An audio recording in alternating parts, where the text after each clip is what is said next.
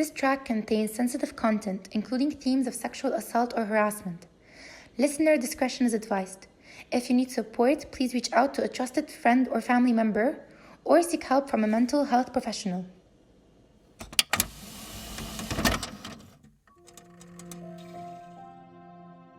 First of all, I'm gay. One day, I was in a bus and I sat next to a man in his 30s.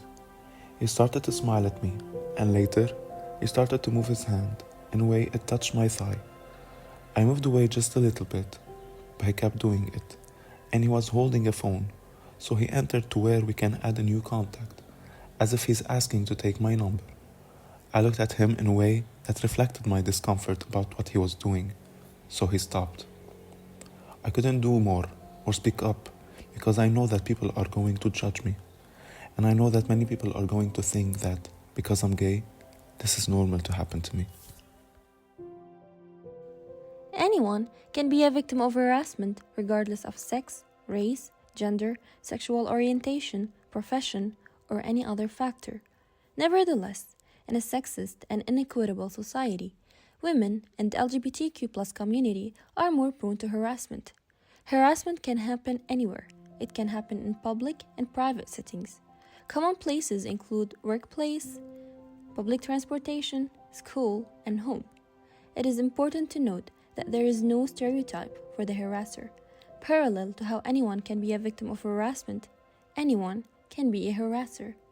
Harassment is never the victim's fault. It is not due to what they wear, say, or do.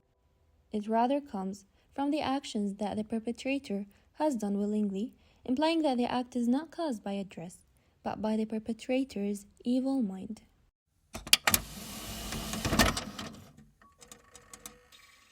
I was 9 years old, and my grandmother had just died a year earlier.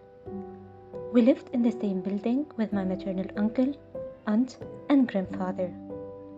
My mother used to ask me to keep checking on my grandpa to see if he needed anything, and so that's what I did. One day, I went down to see him as my mother asked, and there was no one else in the building. I entered and then found him in the bathroom.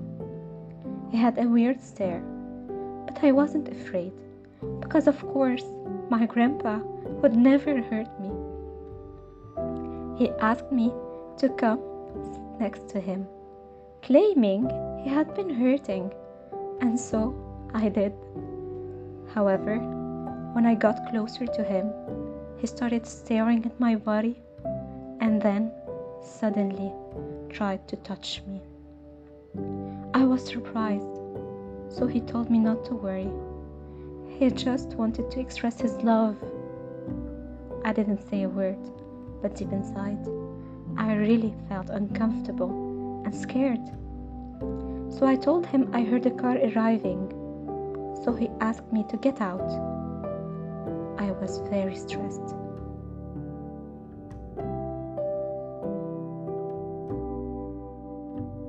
Abuse might be disguised in several forms.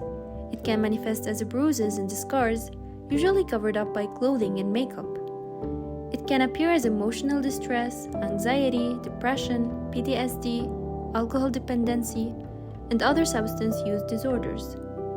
Domestic abuse can cause people to believe that they will never escape the control of the abuser. They may also exhibit a constant state of attentiveness to the point where they can never completely relax. Other exhibitions will be discussed later. To know more about what happened to our real-life survivors and to learn more about harassment and consent, check out the next episode of Love Shouldn't Hurt. To report a case of sexual harassment, contact the following NGOs or hotlines: UNHCR for Harassment, National Call Center 04 726 111, Himaya for Child Sexual Abuse, Hotline 03 414 964, CAFA for Domestic and Other Forms of Violence, Helpline 03 01 8019, Abad Hotline 81 788 178.